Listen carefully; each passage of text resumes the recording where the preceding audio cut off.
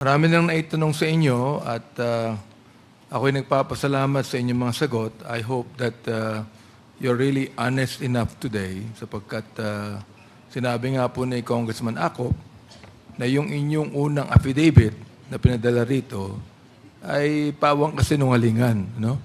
At ngayon, bagong affidavit ninyo ay talagang sinasabi ni po ninyo that you are now telling the truth and nothing but the truth. Ni ba?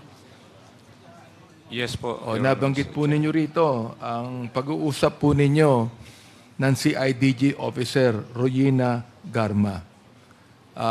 Babanggitin ko uli ang pinag-usapan ninyo. Ang sabi sa inyo na Chief Garma, and I quote, may mga tao kami dyan na gagawa at wag mo nang questionin. And whether you like it or not, we will operate and do not interfere. Baka madamay pa pamilya mo. Alam mo na si Congressman, Colonel Garma, babae, di ba? Yes po. Ibig niyo sabihin na iniwala kayo na ang isang babae pwedeng sabihin to sa inyo? Hawak po nila ang... Alright. Sinabi niyo that you were nagkaroon kayo ng intense pressure. Yung intense pressure, ibig sabihin natakot kayo, sinabi niya. Kayo ba ay nagkaroon ng intense pressure sa kanyang sinabi o sa isip ninyo, meron pang tao behind what Chief Garma said at mas mataas po ito? That's true. Hindi po kayo natakot dun sa sinabi ni Chief Garma. Kinabahan kayo sapagkat alam ninyo na mayroong mas malaking tao behind what Chief Garma said. Yes po.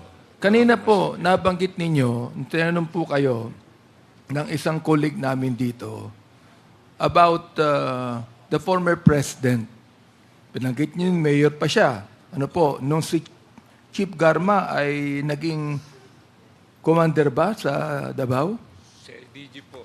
O therefore, ang binabanggit ninyo, ito, yung pong behind the big person sa sinabi po ni Chief Garma ay inyong ini-implicate ang ating Pangulo, ang ating former president. Ganun po ba? Hindi ko naman po in-implicate, pero hawak po sila ng mas mataas. Okay, ibig sabihin yan, hawak po si Chief Garma ng mas mataas. At ang mas mataas niyan ay ang dating Pangulo. Tama ho ba ako?